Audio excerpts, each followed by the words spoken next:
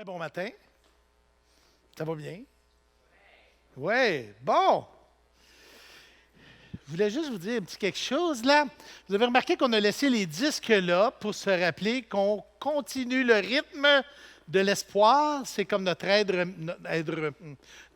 mémoire pour se rappeler qu'on continue à poursuivre le rythme de l'espoir, louange, prière, enseignement. Et bon, vous pouvez entendre les prédications encore sur YouTube. Donc, on continue, on invite nos amis, on a de la place. C'est vraiment exceptionnel. Et cette semaine, on continue notre série dans l'Évangile de Jean. Cette semaine, c'est une semaine spéciale parce qu'on va faire un exercice spécial. Ce ne sera pas un exposé en 3 points comme souvent on va le faire, mais ça va être plus comme une réflexion. Et on est rendu au chapitre 18. Le chapitre 18, j'appelle ça la charnière de l'humanité. C'est le moment où Jésus est livré pour être condamné puis ensuite crucifié. C'est un moment d'une rare intensité. C'est probablement le plus intense dans l'humanité, dans l'histoire. Luc 22, Jésus lui-même dit dans Luc 22, 53, il dit « C'est ici votre heure et la puissance des ténèbres. » C'est de l'intensité, ça. C'est un moment intense où Jésus, devant la perspective de ce qui s'en venait, dit à ses disciples dans le jardin, « Mon âme est triste jusqu'à la mort. » C'est fort, là.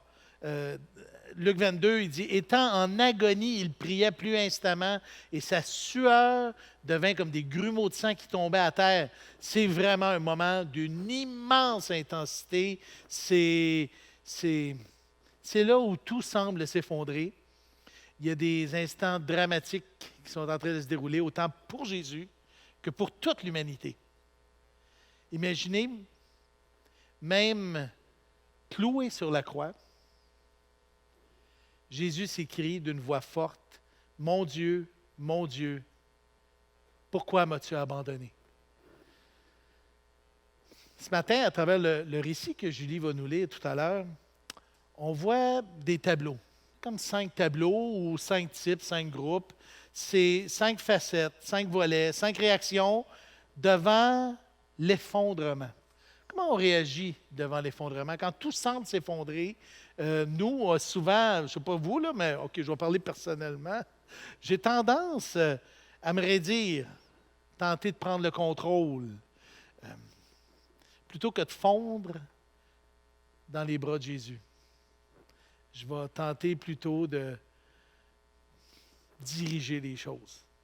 Donc, ce matin, à travers Judas, la foule, les disciples, Pierre et Caïphe, on va voir ce qu'on pourrait dire le résumé aujourd'hui, c'est quand tout s'effondre, que l'Évangile expose toute sa puissance.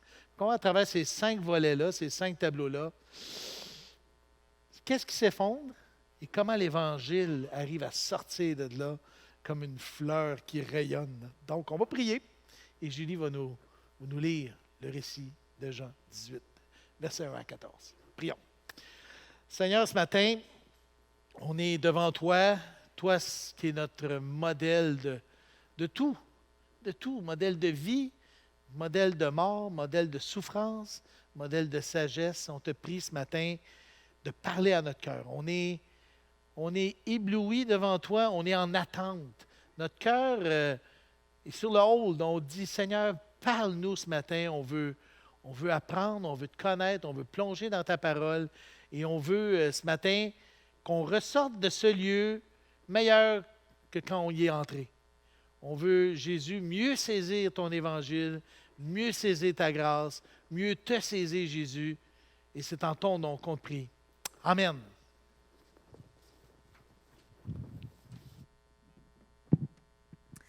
Bonjour. Le passage de ce matin est dans Jean 18, les versets 1 à 14 dans la nouvelle édition de Genève. Donc Jean 18, 1 à 14. Lorsqu'il eut dit ces choses, Jésus alla avec ses disciples de l'autre côté du torrent de Cédron, où se trouvait un jardin, dans lequel il entra, lui et ses disciples. Judas, qui le livrait, connaissait ce lieu, parce que Jésus et ses disciples s'y étaient souvent réunis. Judas, donc, ayant pris la cohorte et des huissiers qu'envoyèrent les principaux sacrificateurs et les pharisiens, vint là avec des lanternes, des flambeaux et des armes. Jésus, sachant tout ce qui devait lui arriver, s'avança et leur dit, « Qui cherchez-vous? » Ils lui répondirent, « Jésus de Nazareth. » Jésus leur dit, « Mais c'est moi. » Et Judas, qui le livrait, était avec eux. Lorsque Jésus leur eut dit, « C'est moi », ils reculèrent et tombèrent par terre.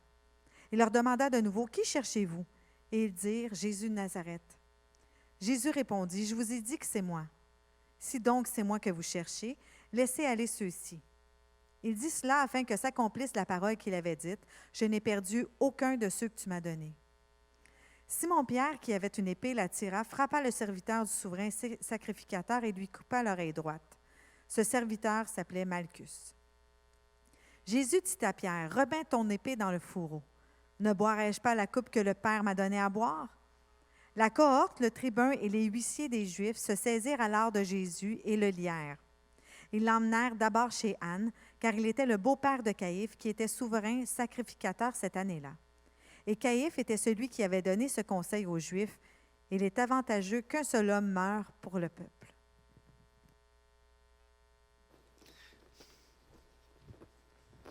Merci, Julie.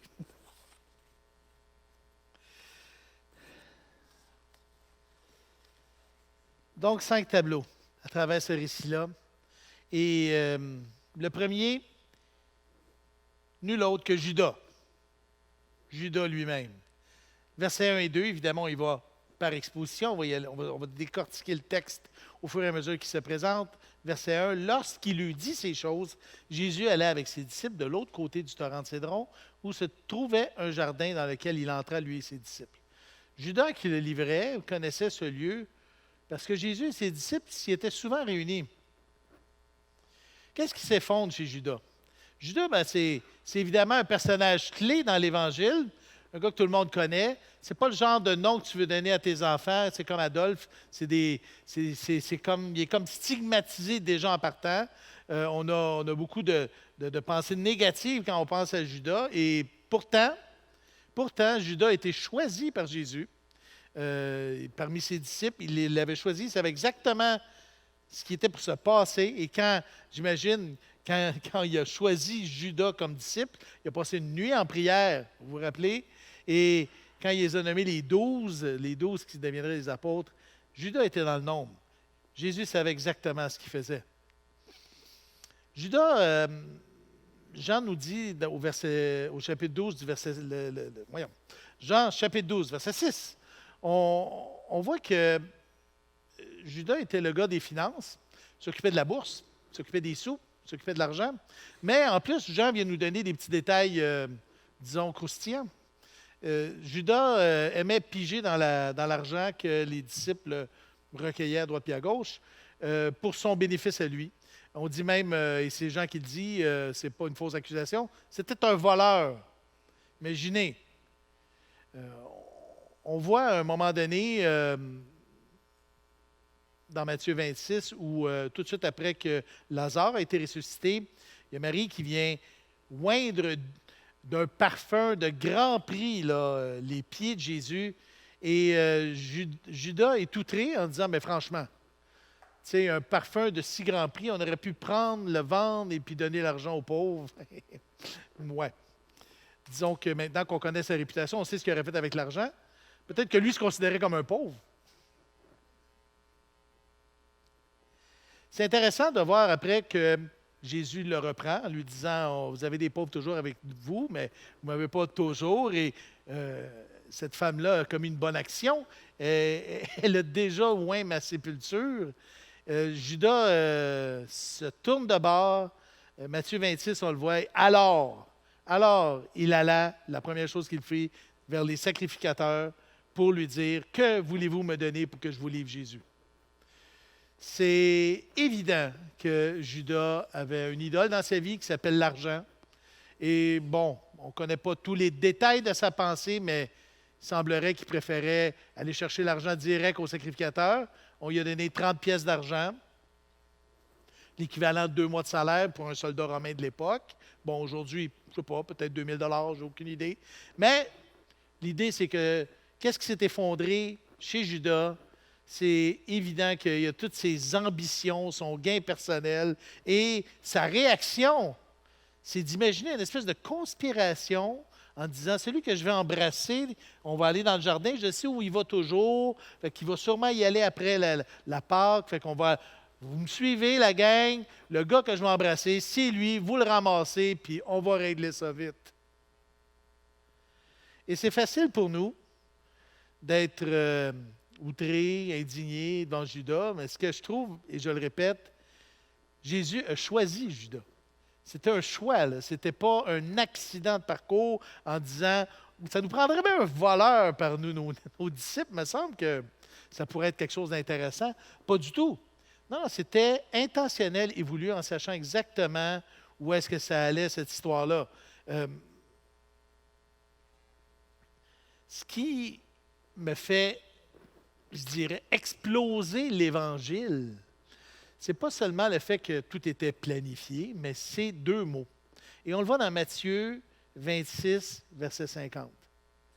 Jésus lui dit, « Mon ami, mon ami, ce que tu es venu faire, fais-le. » Alors les gens s'avancèrent, mirent la main sur Jésus et le saisirent. Il a appelé Judas « mon ami ». Il avait dit aux disciples, « Vous êtes mes amis, on l'a vu il n'y a pas longtemps. » Et là, il dit à Judas, ce n'est pas sarcastique, là. C'est une réalité. Tu sais, un ami, c'est quoi un ami versus... Un ami, tu lui dis tout ce que tu sais, tu lui racontes tout ce que tu connais. Un ami, c'est quelqu'un que tu choisis. Hein? Moi, je ne suis pas ami avec l'univers en entier, mais il y a des personnes avec qui je suis ami parce que je prends la décision légitime de les aimer inconditionnellement. Et ce que Jésus est en train de dire à Judas, il dit, « Je t'aime. Je sais qui tu es. » Et même à ses disciples, c'est le fils de la perdition. Il est très au courant. Il n'y a pas de surprise, là. Et il prend malgré tout la décision volontaire de l'aimer inconditionnellement jusqu'à lui dire, « T'es mon ami. T'es mon ami. » C'est fort. C'est fort. C'est ça l'Évangile. Je t'aime d'une manière particulière, peu importe ce que tu feras. Les bras toujours ouverts, sans occulter la réalité, mais sa compassion, c'est quelque chose qu'il offre, même si l'autre n'en veut pas. On a des choses à apprendre là-dedans. Et c'est ça l'Évangile. Quand ça s'effondre, Jésus est là, « T'es mon ami, je t'aime. » On va voir un autre tableau. La foule. La foule. On veut voir la puissance de l'Évangile quand tout s'effondre. On est au verset 3. Judas, donc, ayant pris la cohorte et des huissiers qu'envoyèrent les principaux sacrificateurs et les pharisiens, vint là avec des lanternes, des flambeaux et des armes. Il était armé. Dans Luc 22, on voit que c'était une foule suivait Judas. Une foule. Une foule, c'est intéressant parce que c'est anonyme. Une foule, tu sais, quand on voit, mettons, une manifestation, ou on voit la photo, il y a un paquet de monde, on ne se met pas à les nommer un par un, on dit une foule nombreuse était là. Une foule, c'est anonyme. Une foule, les recherches disent que ça a l'âge mental d'un enfant de 7 ans, peut-être 8 ans. C'est intéressant quand même. Et là, ben, cette foule-là, il y en avait plus que ça dans la grande foule, mais une semaine avant, quand Jésus est arrivé à Jérusalem, vous vous rappelez ce qu'on a scandé, qu'on a crié? Hosanna, béni soit celui qui vient. Hein? C'était le party.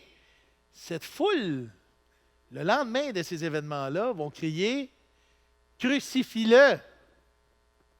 La même foule, le vent change. C'est que les gens sont déçus, c'est ce qui s'effondre. Le gars qui a ressuscité Lazare il y a quelques jours est en ville. On dit que c'est lui le Messie, il fait des miracles. C'est sûr que ce gars-là va nous débarrasser enfin des Romains, il va te les kicker en dehors de Jérusalem. On n'entendra plus parler. Enfin, la nouvelle normalité. On va revenir vers un beau petit paradis. Et Jésus n'est pas le roi victorieux qu'ils espèrent.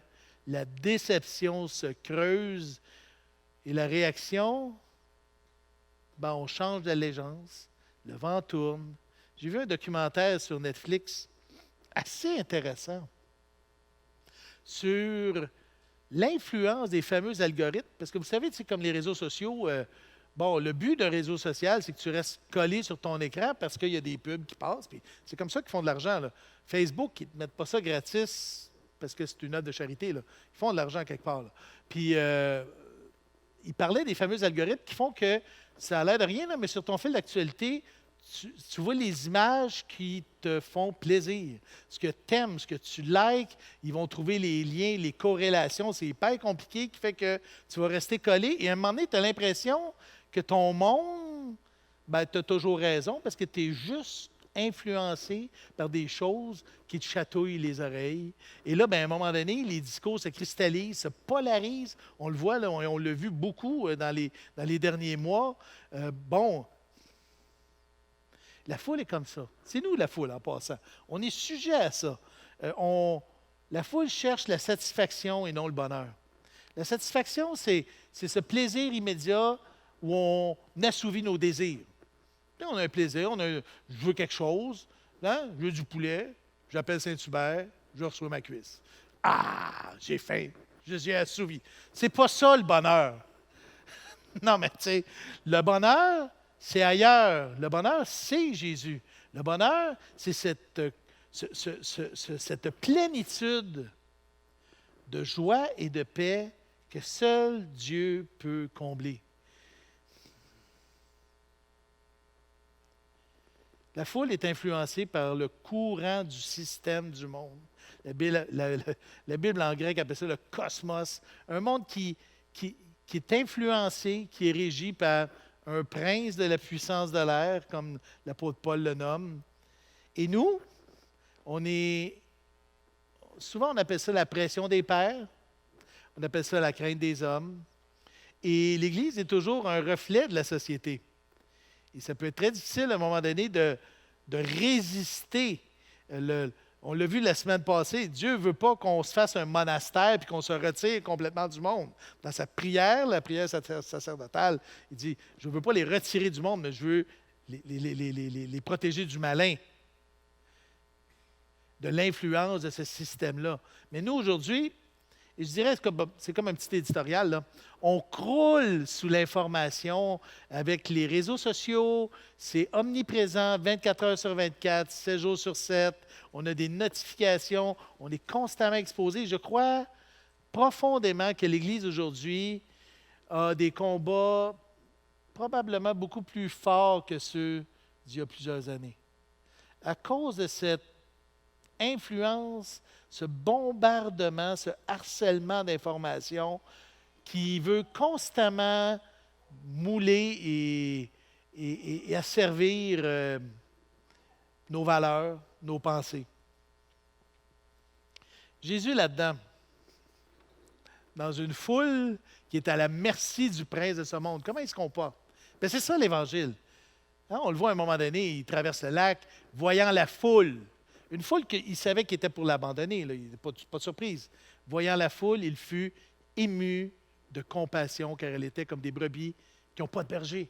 Et là, le mot est fort, là, ses intestins sont virés à l'envers. C'est quand la dernière fois que, quand tu as vu quelque chose qui venait te chercher, puis que ça faisait tellement pitié, que tu avais tellement de compassion, que tu as les boyaux qui se sont tournés en dedans, là.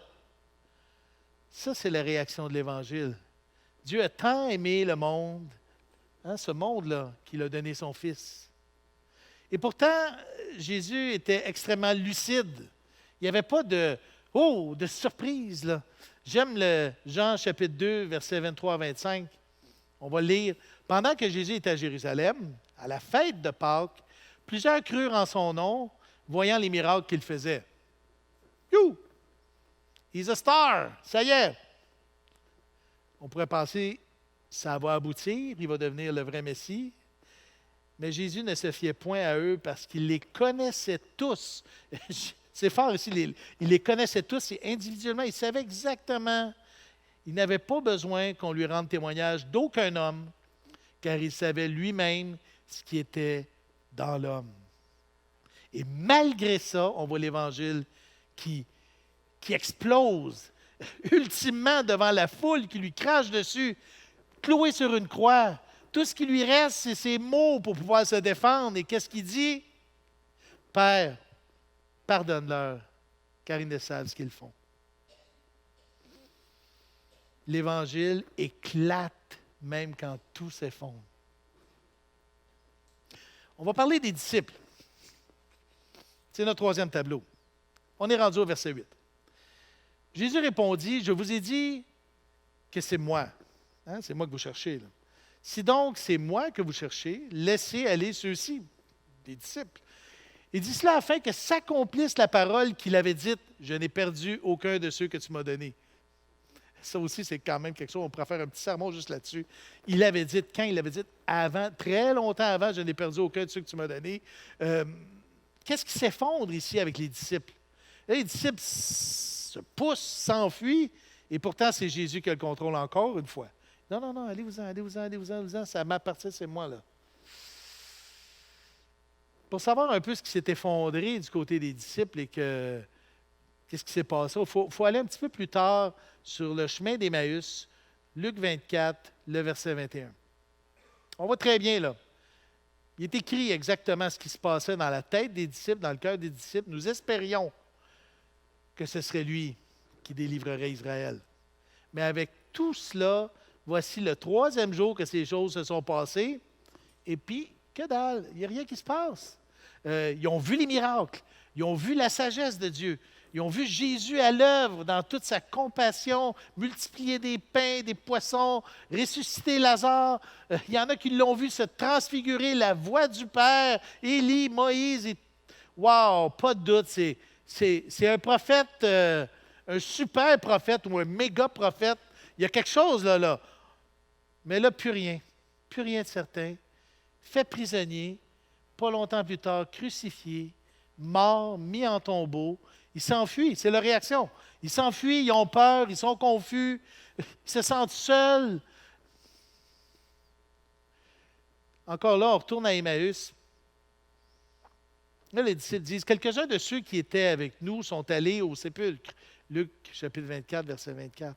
Ils ont trouvé les choses comme les femmes l'avaient dites, mais lui, ils ne l'ont pas vu.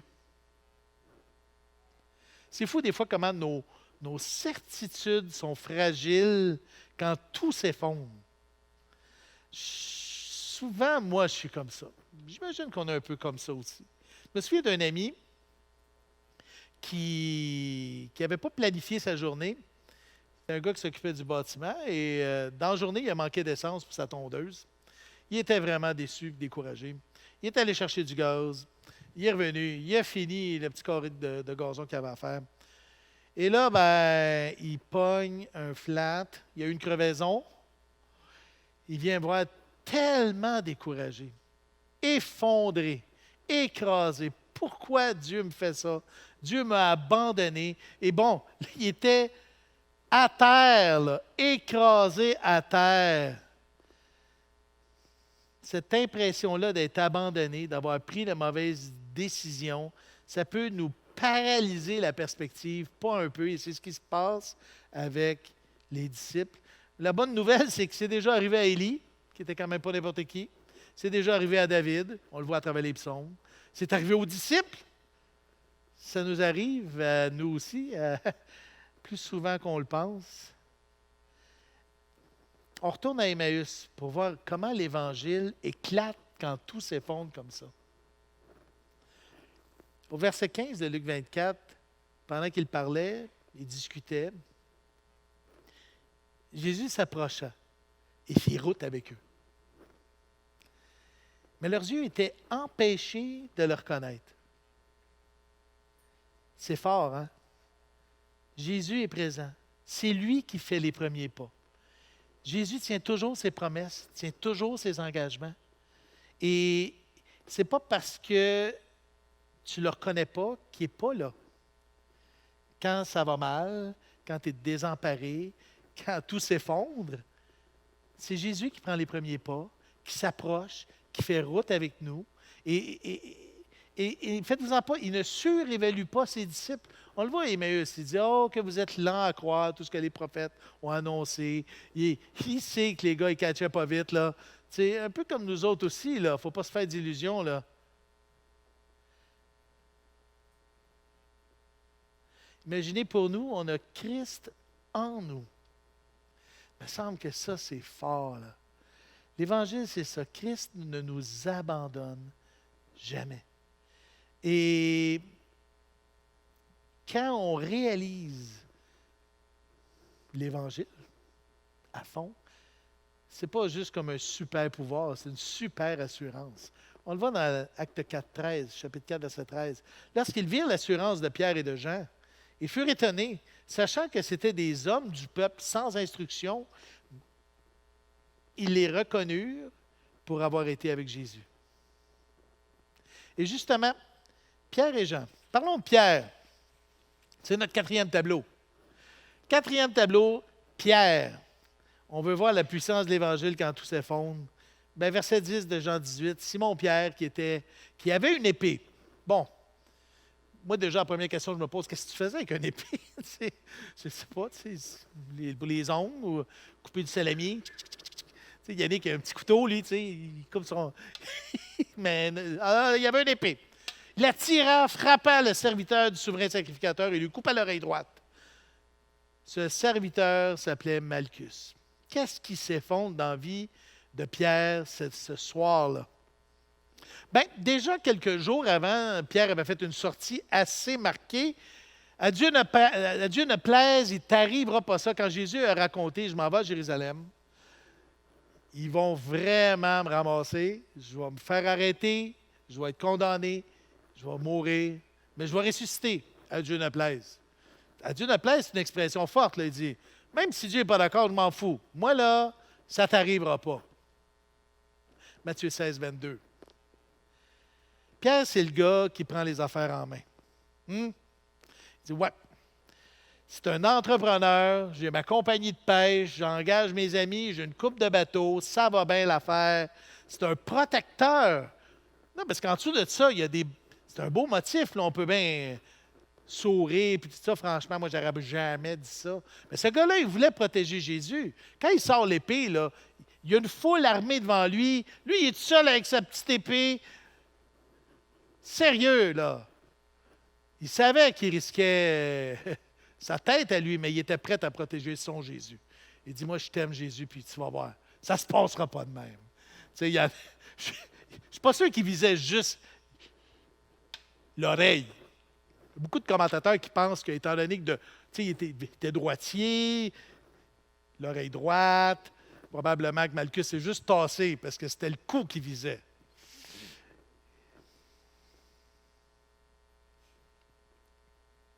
J'ai vu et on est et je suis. Tellement de chrétiens refuser le plan et la souveraineté de Dieu. Et on ne fait pas toujours ça en sortant l'épée, mais des fois, on a des petites épées. Notre langue peut être une épée. Nos yeux peuvent être des épées. Tu sais, quand ça ne se passe pas comme on veut, quand notre monde s'effondre, quand notre santé s'effondre, quand notre famille s'effondre, quand on a des deuils dans notre famille, quand notre sécurité s'effondre, quand notre liberté s'effondre, là, on est rapide sur la gâchette. Hein? On est rapide sur la gâchette. On est comme Pierre, on sort le glaive, on argumente, on oublie cette base-là où on devrait glorifier Dieu dans l'effondrement, mais bon, j'aime c'est pas un passage, c'est un T-shirt. Keep calm, God is in control. Non, je vais m'en faire un, j'ai vu ça à un moment donné sur Internet. Relax! Dieu est en contrôle. Dieu est en contrôle. Je veux juste vous dire quelque chose. Servir Dieu n'a jamais été une assurance de bien-être. Servir Dieu n'a jamais été une assurance de bien-être. Et Jésus dit à Pierre, Jean 18, 11, « Remets ton épée dans le fourreau. Ne boirai-je pas la coupe que le Père m'a donnée à boire? » Ne boirai-je pas la coupe que le Père m'a donnée à boire? C'est l'Évangile. L'Évangile est là. Jusque dans la souffrance. Il y a une souffrance dans l'Évangile. Jésus a pris le gros morceau de la souffrance. Hébreux 5, 7.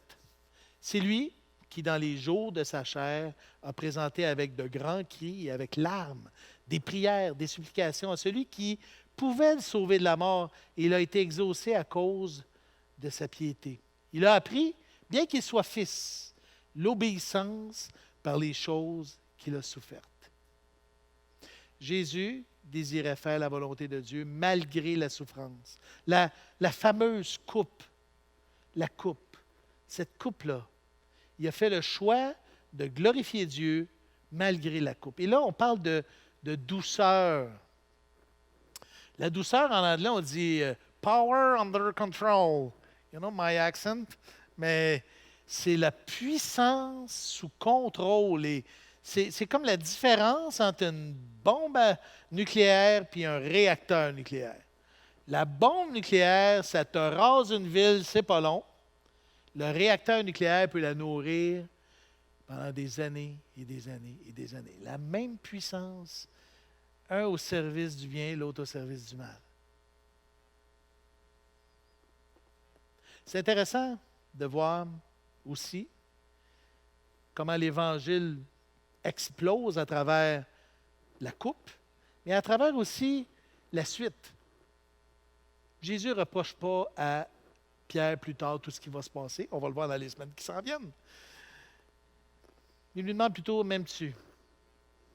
Et ça aussi, c'est l'Évangile. Tu es toujours mon ami. Moi, je t'aime. Moi, je t'aime, Pierre. Tu n'es pas un cadeau. Mais moi, je suis le cadeau. C'est comme ça.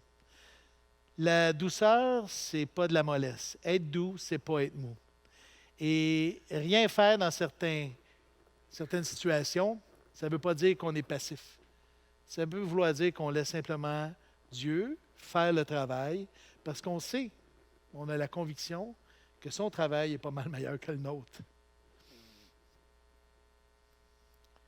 Un Pierre bonifié, on le voit au chapitre 4, verset 12 de sa première épître. On voit un Pierre qui a appris. Il a appris l'Évangile. Il dit, mes bien-aimés, ne trouvez pas étrange d'être dans la fournaise de l'épreuve, comme si vous arrivait quelque chose d'extraordinaire. On sent un Pierre qui lâche prise, qui dit, non, non, j'accepte la coupe, comme Jésus, comme mon Jésus. Wow. Le dernier tableau, c'est Caïphe. Caïphe, le chef religieux, verset 13, Jean 18. Ils l'emmenèrent d'abord chez Anne, qui était sacrificateur aussi. En fait, il y était deux souverains sacrificateurs, Anne et Caïphe. On voit ça dans Luc. Donc, il l'emmenait d'abord chez Anne, car il était beau-père de Caïphe, qui était souverain sacrificateur cette année-là. Mais, tu sais, quand tu veux être sûr de te faire accuser puis de te faire condamner, tu prends deux beaux-frères, tu sais. Puis là, tu t'arranges pour passer en procès devant eux autres. C'est quand même quelque chose. Je m'étais mis une petite note, j'ai marqué « La mafia de Jérusalem ». Tu sais, c'est comme la famille. Toute la famille est réunie, puis pensez-vous que ça ne se parlait pas entre eux autres, tu sais. Wow! Qu'est-ce qui s'effondre chez les religieux de cette époque-là, chez Caïphe? Ben, on le voit, Jean 11, juste un peu avant, 11:48. Ils se font un meeting de pharisiens entre eux autres, puis là, il dit, bon, ben, si nous le laissons faire, les pharisiens disent ça, si on le laisse faire, tous croiront en lui et les Romains viendront détruire notre ville et notre nation. Point. L'un d'eux, Caïphe, qui était souverain sacrificateur cette année-là, leur dit, ben, vous n'y comprenez rien. Vous ne réfléchissez pas qu'il est dans votre intérêt qu'un seul homme meure pour le peuple et que la nation entière ne périsse pas. Tout était une histoire de politique, de pouvoir, d'équilibre des forces. Les pharisiens, les religieux étaient convaincus de faire la bonne chose pour Dieu. Vous savez? Eux étaient sûrs. Ils étaient sincères et sincèrement dans l'erreur. Et la réaction est simple. Quand tu as l'impression et que tu crois profondément que c'est toi qui contrôle les ficelles de l'affaire, bien là, tu peux virer dans toutes sortes de manigances. Hein? On s'embourbe, là. On s'embourbe dans un procès arrangé, des faux témoins, hein, une issue décidée d'avance et le meurtre d'un innocent en essayant de prendre l'Empire romain à témoin. C'est fou comment la crainte des hommes a fait perdre la crainte de Dieu. On est devenu religieux, maniganceux, la politique avec tout ce que ça a de wash. C'est ça. C'est ça, quand on a l'impression que c'est nous qui créons les événements plutôt que Dieu. C'est fou la quantité d'entorses à ce qui est écrit dans l'Ancien Testament et dans le Deutéronome pour ce procès-là. Au niveau des témoins, des mensonges et tout. Et pourtant, eux étaient convaincus que c'est ce qu'il fallait faire pour arriver à éliminer Jésus. c'est la religion. Pour nous, vraiment, la religion nous guette constamment. On doit être à l'affût de ne pas tomber là-dedans quand on regarde l'histoire de l'Église. L'histoire de l'Église, c'est le cycle. Depuis 2000 ans, l'Église a des réveils, s'embourbe, a des réveils, s'embourbe, elle s'engourdit. Et puis là, à un moment donné, la sécurité qu'apporte l'organisation, les formes, on se crée des règles. À un moment donné, on devient prospère, on oublie l'essentiel, jusqu'à un moment donné, perdre de vue même l'Évangile. Et comment l'Évangile explose là-dedans? C'est dans la souveraineté de Dieu. Tu sais, c'est fou comment Jésus a le contrôle du début jusqu'à la fin. De A jusqu'à Z, Jésus est en contrôle et on le voit même dans sa stature. Imaginez, il est devant Pilate. Ne sais-tu pas que j'ai le pouvoir de te crucifier ou de te libérer? Jésus a le dos labouré par les fouets, là. Et il lui dit, tu n'aurais aucun pouvoir sur moi si tu n'avais pas été donné d'en haut. À la gang là, qui vient de le chercher, il leur dit, savez-vous pas que je pourrais, comme ça, là, sûrement plus claquant que ça, là, mais bon, d'un claquement de doigts, des légions d'anges, on parle des milliers d'anges. Un ange aurait pu faire le ménage, mais on parle là, de des légions qui viendraient au secours de Jésus. Non, c'est pas là le plan de Dieu. Et Dieu respecte, et ça c'est intéressant, respecte les autorités, se contredit pas lui-même, il dit la vérité, il leur donne même tous les hameçons pour qu'ils puissent le condamner. Et vous verrez le Fils assis à la droite de Dieu. Vous l'avez entendu, on se déchire la robe et ça y est, qu'est-ce qu'on peut entendre de plus?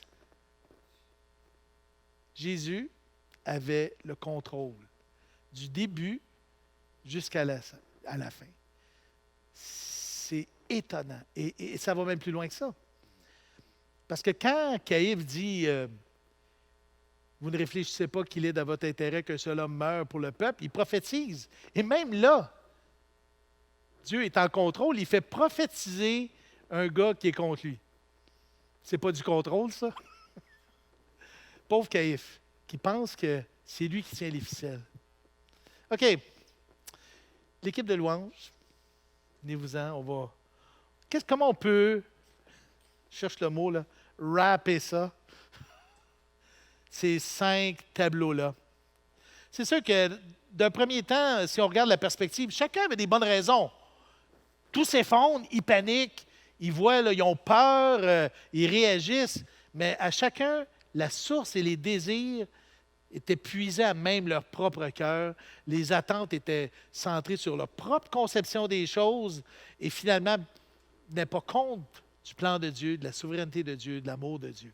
Judas voulait une sécurité, la foule voulait la satisfaction, les disciples voulaient une délivrance, Pierre, lui, voulait de la justice, voulait protéger son chum, Caïphe, lui, c'était l'équilibre et la paix. Puis franchement, personne saisit l'Évangile. C'est intéressant de voir que dans chacun de ces tableaux-là, il y a toujours une main tendue, vous avez vu, hein? Ça s'effondre, on réagit, Jésus tend la main. Ça s'effondre, on réagit, Jésus tend la main. Ça s'effondre, ça revient 5 fois comme ça, là. Et personne ne saisit l'Évangile. Et l'Évangile, pourtant, est là, omniprésent, glorieux, puissant. Jésus prend toujours l'initiative. C'est bien la première chose qu'on doit retenir. Jésus prend toujours l'initiative. Sans arrêt, que ce soit de Judas à la foule, les disciples, Pierre, Caïphe. Il est là, il est en contrôle. Jésus contrôle toutes les étapes du processus. Jésus choisit la souffrance et la coupe plutôt que la satisfaction. Puis Jésus devient un aimant pour nous. Un aimant de joie dans un monde qui s'effondre et qu'on constate que les choses ne vont pas nécessairement comme on voudrait, à petite ou à grande échelle. Jésus est toujours là en train de dire, mon ami, je sais comment tu m'aimes, mais moi je t'aime. Je t'aime plus. Love you more. Je t'aime encore plus. Puis je vais toujours t'aimer plus. Wow! Ce matin, je sais que tu es ici et que tu écoutes cette prédication-là, hein, parce que c'est comme ça marche. Mais je peux t'assurer d'une chose, c'est que ce n'est pas un hasard. Dieu est en contrôle. Et tu es exactement là où Dieu te veut aujourd'hui. Fait que je ne connais pas ta vie. Peut-être que les choses s'effondrent, peut-être que tu es dû pour un reset. Je peux juste te dire une chose, c'est que l'Évangile est là. Et l'Évangile, c'est Jésus.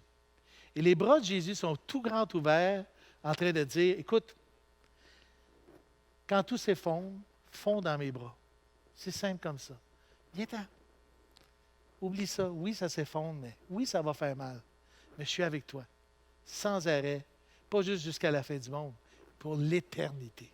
C'est fort, hein? Mais gloire à Dieu, prions. Seigneur, merci.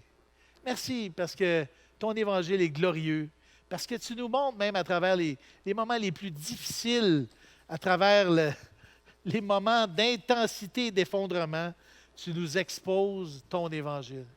Tu nous appelles tes amis. Tu nous montres que tu es en contrôle.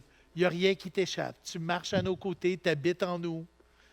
Seigneur, ce matin, on veut simplement te dire, on t'aime. On ne t'aime pas comme tu nous aimes, mais écoute, prends nos petits mots, nos petits sentiments, et on veut se lancer dans tes bras, fondre quand tout s'effondre. Gloire à ton nom, Jésus. Amen.